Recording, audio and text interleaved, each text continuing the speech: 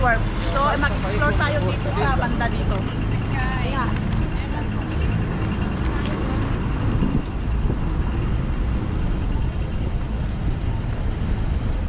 Yan, halos product dito ng mga Chinese.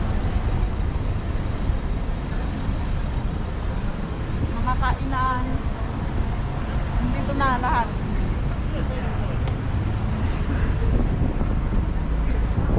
Yan ka guys.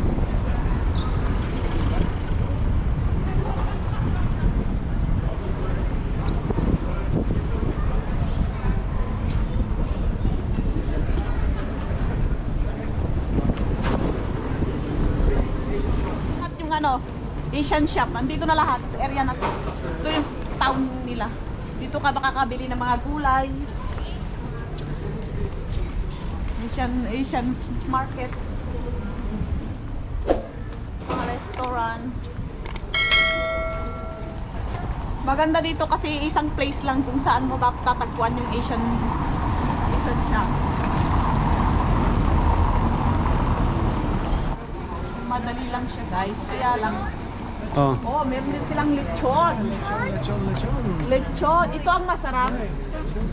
Ito ang masarap. Ito. Dito kami ngayon sa Tibet restaurant. Tibet foods pala ang mga to. Masarap siya. More on spicy. Ito actually is 9 euro. Pag sa picture lang, makikita mo parang ang liit-liit lang. So lahat kami nag-order ng isa. Ngayon lumabas. Wala. Pero masarap siya guys. Mahilig sila sa chili. More on sa chili. Hindi to advisable for the food. Ang food nila are more on sa mga Chinese kasi neighbor sila ng mga Chinese. So almost the same. So guys, ang aming food and travel. May punta tayo sa May City.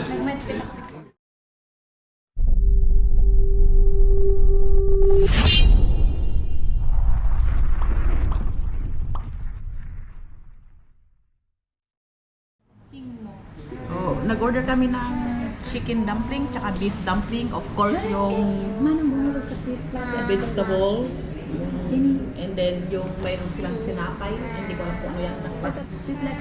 Then meron pa kami yung mga noodles na in-order. So ito yan. Sarap, diba? Sarap yan. Yung rice nila. Fiesta. Yung kinakain natin rice. Yes. Ano yung sausawan? Chili. Chili. Chili yung sausawan. Hello, dumpling. Yeah. It's chicken and beef. Salmon eh? Together. Kanuk yung ito probos tracks. Yeah? A bit of bread. You can taste my bread. Yes. Is it? Yeah. Okay. Yan mga noodles guys. Oh, yeah. Noodles. Yeah. Thank you. Thank you. Noodles. It's Pork. me. Yeah, I don't know what I ordered now. Yan yung pork. Can we borrow? Can we borrow Duck. 2 plates for Ayan. the kids? Yan Two yung small akin. plates. Yes. Yeah. Thank you so much. Thank you. Okay, thank you.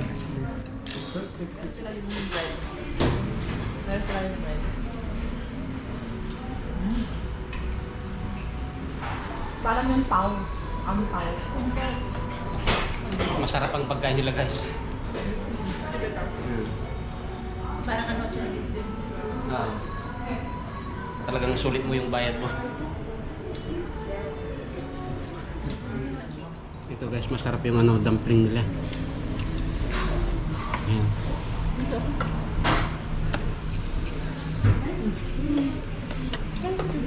At saka yung tinapay na yun, kagagawa lang.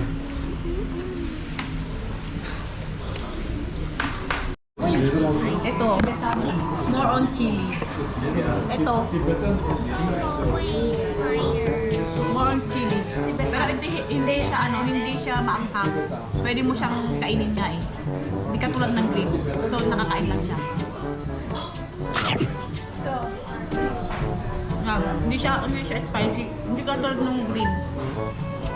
Yan, yung malaking siling. Pinakain mo sa gulay. Ngayon, kaano, maano na pa ito. Oh no! Spicy na pala. My God.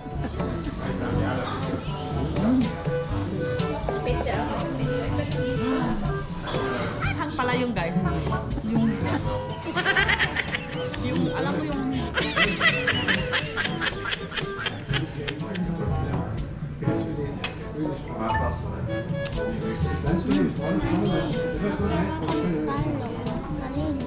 So yun guys, ang isa nating food vlog, ang Tibet, meron din Tibet Foods. Ah, yan ang masarap. Yan yung duck, yan ang masarap. Duck, yan yung mga masarap. A little ducky. A duck. Ang makita. I think there's only a duck. Marion. Glory to glory. Marion, Marion. So, we're going to ano na, stroll. Guys, meron sila yung Belgian Chocolate Experience. Chocolate Nation. Chocolate Buildings. Marami pa rin Asian store dito. Marami pa rin Asian.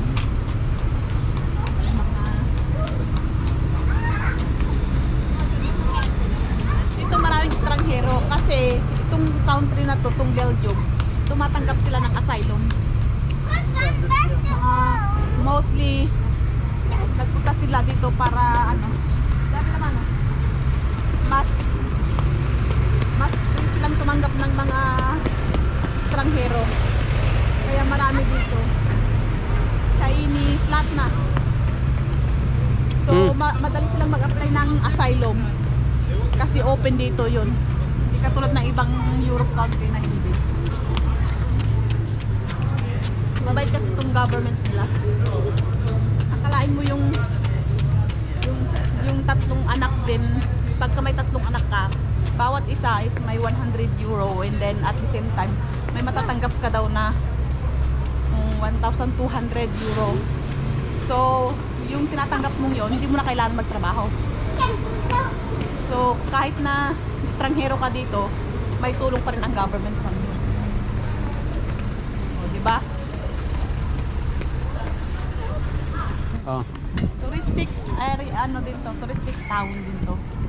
Mayroon silang malapit na zoo. Kaya lang hindi kami nakapag ano. Sa panahon ngayon kasi kailangan mong mag-book. So hindi rin kami makabisit doon. Meron din silang Australian ice cream. Oh, there's a flag. Yung waffles. There's a flag. There's a flag. Yeah. Ito guys. McDonald's. Okay. Nakay. Nakita na nga yung McDonald's yun eh. McDonald's. Look guys, ito yung maraming restaurant. Heart of town siguro to, kung tawagin.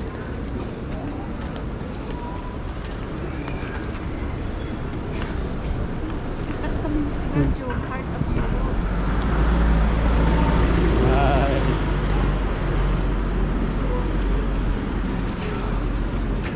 Ang Belgium ay, ang tawag dito is Heart of Europe. Kasi mababait yung mga tao. Well, only 3 hours. Heart of Europe kasi Gibra sa lada dito ay World Organization na ito mas lada dito office na. Ganun pala. Yun pala yung explanation. Well, mababait na rin ng mga tao. Kasi kung hindi sila mababait, hindi sila tatanggap ng mga asylums, di ba? Nasobrahan na nga nila ang kabaitan kasi nga ang dami talaga dito, grabe. Sobrang open ang pag-accept nila ng asylum. Sa ibang Europe country, ilan lang 'yan, 'di ba? Yung ibang country nagsarado na nga sila kasi marami na rin silang mga Asia, mga ibang estranghero. Pero dito sobra open arms. Ay, yung mga bisikleta kasi dito, famous dito rin ang bisikleta kasi good for health.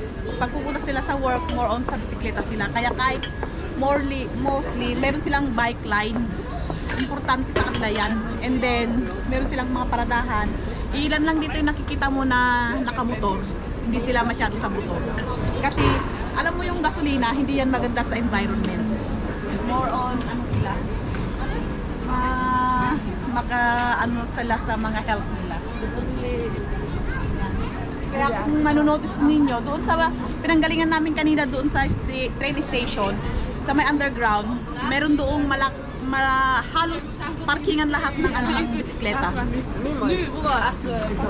Walang parkingan doon ng sasakyan, lahat bisikleta.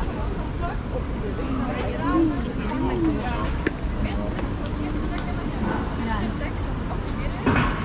Ito, guys.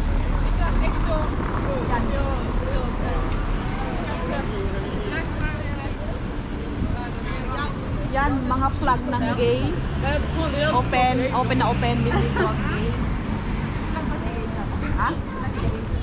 Flag ng gay. Sweets! Because they are sweet people.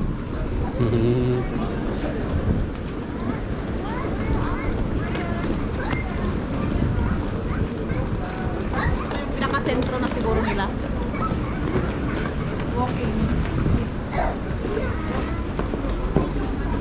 Walking street na nila to. Shopping center.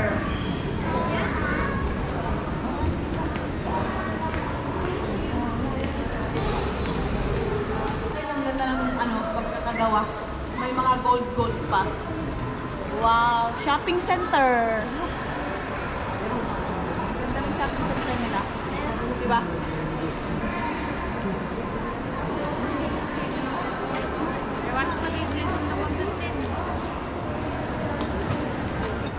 So, ito guys, yung isa sa pinakamagandang mall dito sa Antwerp. May mga sila, mahilig siguro sila sa sa gold na design. So, mostly kapag nakikita nyo ang kanyang design sa taas, more on gold. Diba?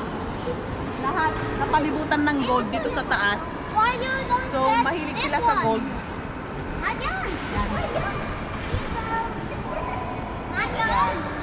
Yan, kung makikita nyo, meron din silang coffee shop. And then, doon sa loob, napansin ko kanina, doon sa loob, meron din mga mga iba't ibang shops. Bilihan din ng mga damit. And then dito, mga alahas. Doon, mga kung ano-anong korporantong. Yan, kung pagod ka ng mag-shopping, pwede kang maupo doon for coffee or some beers. Look, I'm hungry. I got you. Yan. Ang ganda ng pagkaka-design. So, sobrang